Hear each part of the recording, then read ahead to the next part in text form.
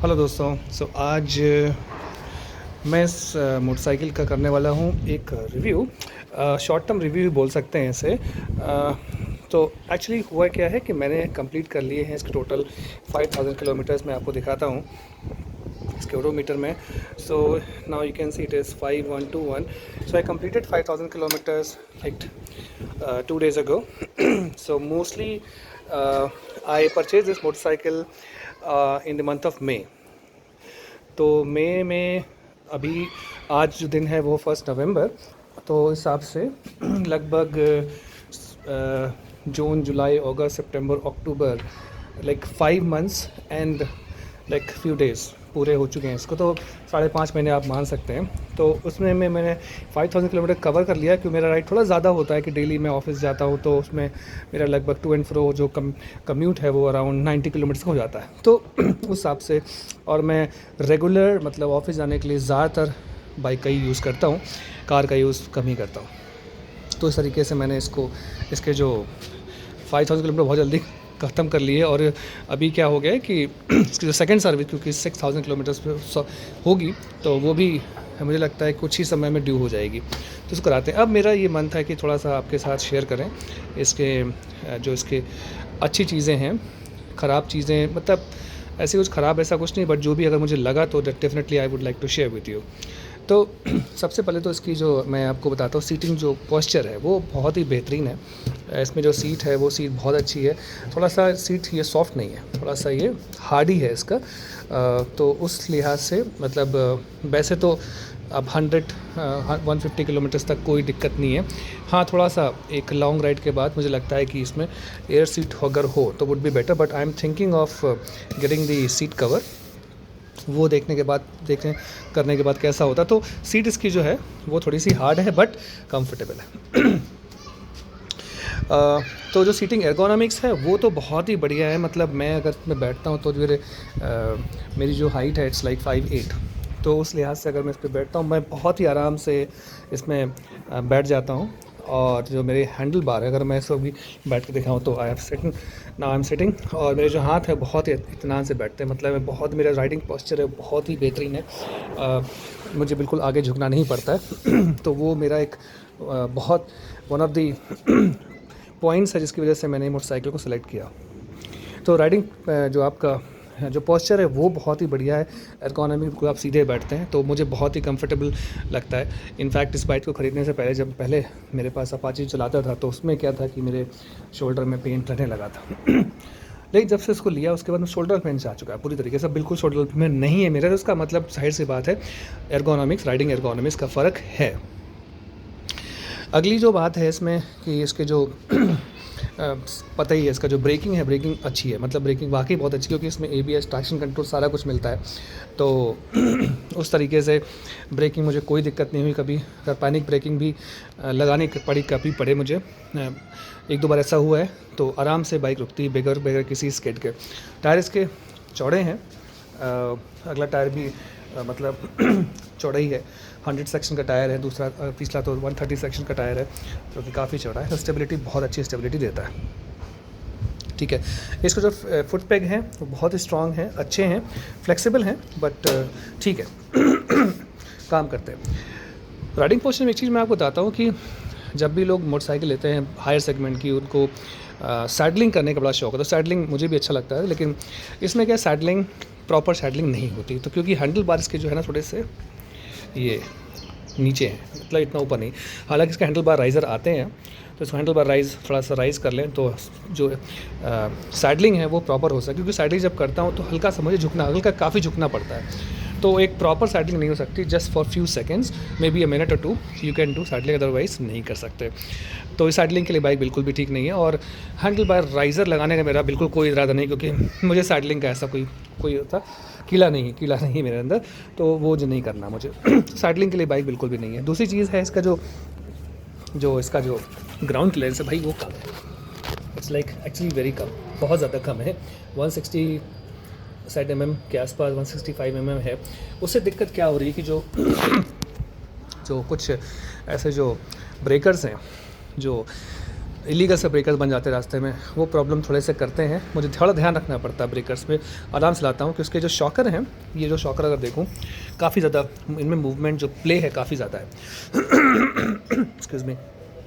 तो अभी जब मैं दिखाऊँ आपको कि मेरा जो मैं जहाँ से बाइक जहाँ पे खड़ी है, तो जब इस ऊपर लेके आता हूँ यहाँ पर, तो एक स्लोप बना हुआ है। स्लोप थोड़ा सा स्टीप है। अक्सर मेरी बाइक का जो पीछा जो मेन स्टैंड है वो उसमें टच करता है। तो मैं आपको दिखाता हूँ, चलिए मैं आपके लिए आयन रखिए। ये जो स्टीप है, ये देखो, ये स्लोप है। अब इस स्लोप पे जब चढ़ाता हूँ तो कई बार मेरी बाइक बहुत ज़्यादा इसमें लग जाती है, तो मुझे थोड़ा ध्यान रखना। तो उस लिहाज से मुझे लगता है इसका ग्राउंड क्लियरेंस एक्चुअली कम है, तो थोड़ा ज़्यादा होना चाहिए था। क्योंकि बाइक की कैपेबिलिटी को देखते हुए ऑफ रोडिंग तो मैं बोलूँगा नहीं, ऑफ रोडिंग नहीं कर सकते, लेकिन हाँ, ग्राउंड क्लियरेंस बहुत कम होने की वजह से थोड़ा डर रहता है अंदर। तो मैं बड़ा सा ध्यान से चलाता हूँ, क्योंकि कई बार मेरी बाइक का जो मेन स्टैंड है वो टच हुआ है। ठीक है, तो वो चीज़ मुझे थोड़ी सही नहीं लगी। अगली चीज़ जो है मैं बताऊँगा, इसको मैं आपको इसका जो माइलेज है, देखो माइलेज का वाकई बहुत अच्छा है। क्योंकि पुरानी बाइक से जब मैं इस बाइक पे आया, उसके बाद मैं जब चला रहा हूँ, मैं पेट्रोल रिफ्यूलिंग कराता हूँ, तो मुझे बिल्कुल एहसास ही नहीं हुआ कि मैं ज़्यादा पैसे पे कर रहा हूँ, मतलब अपने कम्यूट में। मतलब मेरा जो मंथली जो एक्सपेंसेस है वो लगभग सेम ही मुझे समझ में आ रहा है। तो इसका मतलब इसका राइड मुझे बिल्कुल फ़र्क महसूस नहीं हुआ कि मैं एक छोटी मतलब बाइक से मीडियम सेगमेंट बाइक से हायर सेगमेंट बाइक में गया हूँ, जिस माइलेज कम हो सकता है। इसका माइलेज मुझे नॉर्मली मुझे मिलता है 40+, मतलब एवरेज अगर मैं दिखाऊँ उसमें तो शायद दिखेगा। तो अगर मैं दिखाता हूँ इसमें, चलिए अभी तो स्टार्ट, ओके, जब बाइक स्टार्ट होगी तब एवरेज आएगा। तो मैं एक बार बाइक को स्टार्ट करने की कोशिश करता हूँ। साइड स्टैंड से हटाना पड़ेगा और let me start the bike. Okay,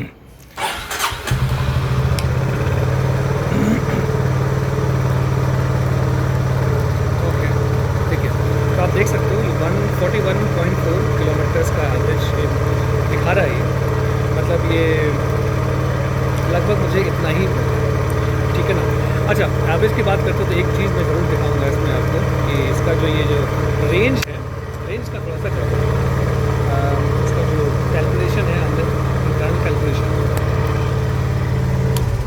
मतलब इसकी जो रेंज की जो मैं बात कर रहा हूँ, रेंज इसकी जो इंटरनल कैलकुलेशन है वो थोड़ी गड़बड़ है। क्योंकि वन डे मैं I was going somewhere and उसका रेंज दिखा रहा था मुझे 60 किलोमीटर रेंज दिखा रहा था।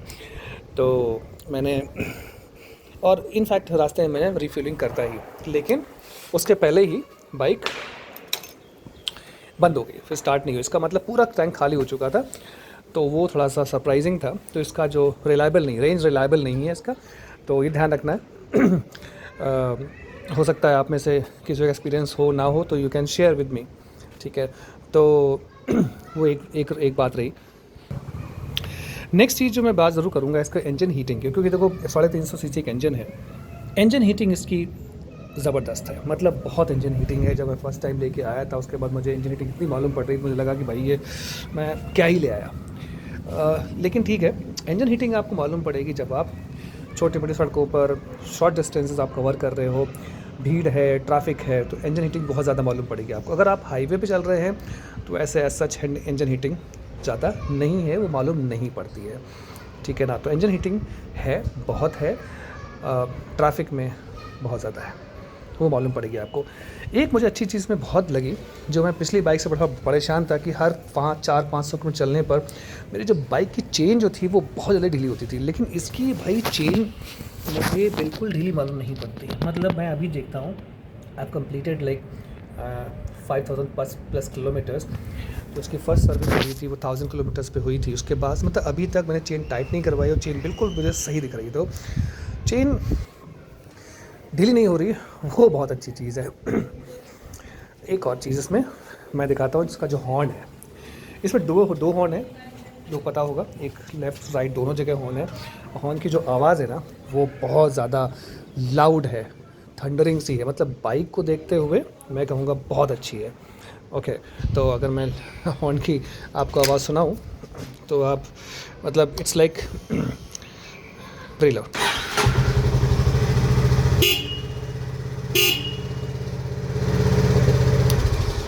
चलिए ठीक है। तो हॉर्न की आवाज़ अच्छी है, जो मुझे लगता है कि होनी चाहिए इतनी हैवी बाइक के लिए, वो ज़रूरी है। इसके अलावा और मुझे वाइब्रेशन तो है नहीं बिल्कुल भी इसमें, मतलब देखो इंजन की वाइब्रेशन थोड़ी बहुत तो होती है, क्योंकि इंजन चलेगा तो वाइब्रेशन होगी, बट अदरवाइज़ वो वाइब्रेशंस आपको ट्रांसफ़र नहीं होते, आपकी बॉडी पे फील नहीं होंगे, मैंने हैंडल बार पे फील नहीं होते हैं और फुट पैक पे फील नहीं होते हैं, मतलब बहुत बहुत ही कम। तो कई बार मैं अपना बाइक तरह के इसमें अपना चश्मा या कुछ हेलमेट कुछ रख दिया, बाइक अगर स्टार्ट भी है तो मुझे पता है वो नहीं गिरेगा, बिल्कुल वाइब्रेशन नहीं आते हैं इस पर, ठीक है ना। तो वो एक बड़ी अच्छी चीज़ मुझे लगी। अब रिसेंटली शायद आपने सुना होगा जिनके पास ये बाइक होगी कि इसमें जो होंडा का एक रिकॉल आया हुआ है, इसमें कुछ पार्ट्स का कुछ मैन्युफैक्चरिंग डिफेक्ट उन्हें पता लगा है कि हो सकता है कुछ प्रॉब्लम हो सकती है, तो they have given an opportunity to all the Honda owners. तो मैंने अपनी बाइक को चेक किया ऑनलाइन और मुझे पता लगा कि हाँ ये बाइक, मेरी बाइक भी एलिजिबल है उसके पार्ट्स को चेंज में रिप्लेसमेंट के लिए, फ्री ऑफ कॉस्ट होगा। मैंने सर्विस सेंटर कॉल किया बट पार्ट शायद अभी अवेलेबल नहीं है, बट देखता हूँ क्योंकि इसकी सेकंड सर्विस भी ड्यू है। अब सेकंड सर्विस में जाऊँगा तब हो सकता है उस समय पार्ट ये चेंज करते हैं, ठीक है। बाकी तो ऐसा मुझे कोई दिक्कत नहीं हो रही पार्ट्स में, क्योंकि दो चीज़ें इसमें दिख रही है, कैम शाफ्ट की प्रॉब्लम दिख रही है इसमें इस बाइक में, और स्पीड सेंसर की प्रॉब्लम दिख रही है। मतलब प्रॉब्लम मुझे अपनी प्रॉब्लम नहीं दिख रही है, उनको लगता है कि हम वो चेंज करना चाहते हैं, तो ठीक है, फ्री ऑफ कॉस्ट चेंज कर रहे हैं तो अच्छी बात है, करा लेंगे, ठीक है ना। उसके अलावा मुझे बाइक बहुत बढ़िया, अभी तक यूज़ का बहुत अच्छा लगा। मैं अभी तक लॉन्ग राइड मैंने नहीं की है, I really wanted do, but somehow नहीं हो पाई, आगे ज़रूर करेंगे, उसके बाद देखते हैं। तो ये जो छोटा सा ओनरशिप रिव्यू था 5000 किलोमीटर्स का, जो कि मेरा एक, मैं इसे मिक्स नहीं कहूँगा, मैं इसे अच्छा ही बोलूँगा, overall it was good. Thanks for watching this video अगर आपको अच्छा लगता है तो लाइक एंड सब्सक्राइब और कमेंट कीजिएगा, कुछ भी हो। Thanks very much everyone, bye.